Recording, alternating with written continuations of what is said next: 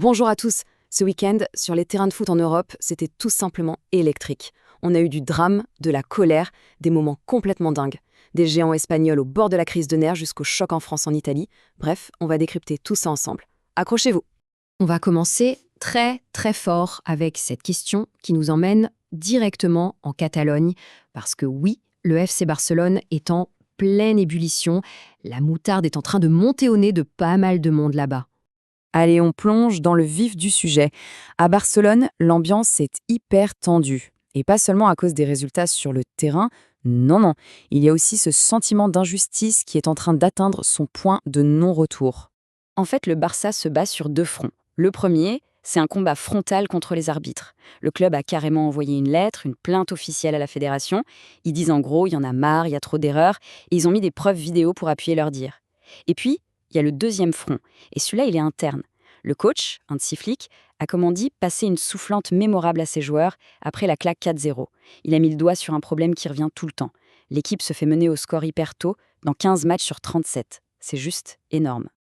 Et forcément, pendant que le Barça est en pleine tempête, qu'est-ce qui se passe chez l'éternel rival ? Eh bien, le Real Madrid, lui, semble naviguer sur un long fleuve tranquille, ce qui, vous vous en doutez, a le don d'énerver encore plus les Catalans. Et voilà, ce tableau met un chiffre précis sur ce sentiment d'injustice du Barça. Regardez bien, 13 pénaltys sifflés pour le Real Madrid cette saison, contre seulement 6 pour Barcelone. On parle de plus du double. Forcément, des chiffres comme ça met de l'huile sur le feu et ça alimente directement la colère du club. Et cette bonne étoile du Real, elle se voit sur le terrain. Ils sont sur une lancée incroyable, 8 victoires d'affilée en championnat. Une série pareille, ça met une pression monumentale sur les épaules d'un Barça qui est déjà bien fragile en ce moment.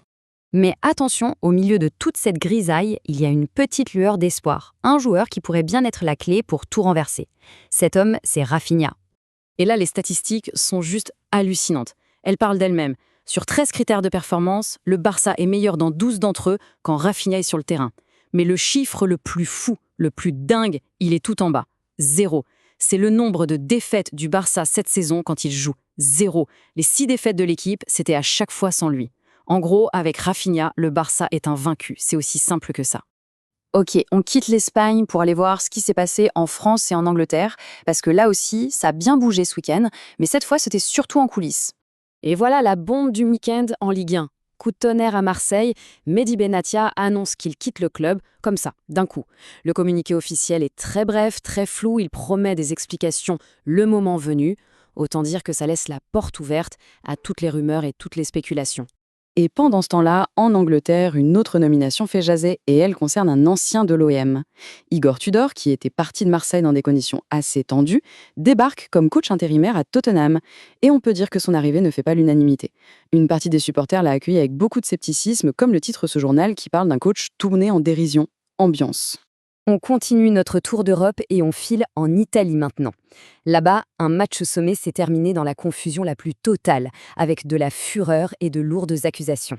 Le derby d'Italie, c'est toujours un moment à part. Mais alors cette fois-ci, le match entre l'Inter Milan et la Juventus de Turin a complètement dépassé le cadre du sport.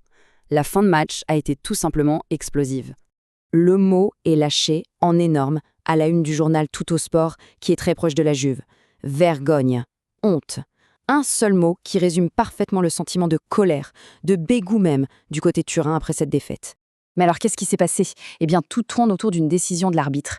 Un carton rouge direct pour Kalulu, le défenseur de la Juve, après une action où beaucoup estiment que le joueur de l'Inter, Bastoni, a simulé. La réaction a été immédiate et très forte. La direction de la Juventus a carrément parlé d'une honte et d'un malaise pour le football italien. Rien que ça. Mais heureusement, l'Italie, ce n'était pas que de la polémique ce week-end. Loin de là, il y a eu aussi une image magnifique, un moment de grâce, incarné par ce chiffre, 40. 40 ans, c'est l'âge d'une légende vivante qui n'en finit plus de nous éblouir. À 40 ans, il a marqué le but qui donne la victoire à l'AC Milan. Et au passage, il offre à son club un 23e match de suite sans défaite. Un moment de classe absolue, qui fait un bien fou au milieu de toutes les controverses. Allez, pour terminer, on va prendre un peu de hauteur. On va laisser le terrain de côté un instant pour parler d'un sujet qui est tout aussi central dans le foot d'aujourd'hui, l'argent. Ce graphique est fascinant. Il compare les stratégies financières de deux grands clubs italiens, Naples et l'AS Rome. Et le contraste est saisissant. D'un côté, Naples, qui affiche un bénéfice cumulé de 120 millions d'euros depuis 2004, et de l'autre, la Roma, avec une perte cumulée de 642 millions d'euros juste depuis 2020. C'est un gouffre.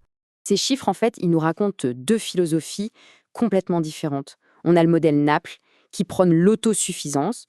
Le propriétaire a très peu mis la main à la poche personnellement. Et à l'opposé, on a la Roma et ses propriétaires américains qui ont choisi d'investir massivement, de dépenser sans compter pour essayer d'aller chercher des titres. Deux chemins radicalement opposés pour atteindre le sommet. Et tout ça, ça nous amène à cette question finale qui est essentielle. Est-ce que, aujourd'hui, pour gagner, il faut absolument dépenser des sommes folles? Ou est-ce qu'un modèle plus patient, plus durable financièrement, peut encore mener au plus grand trophée? C'est sans doute un des plus grands débats qui va façonner le futur de notre sport. Merci beaucoup d'avoir suivi cette analyse et à très vite.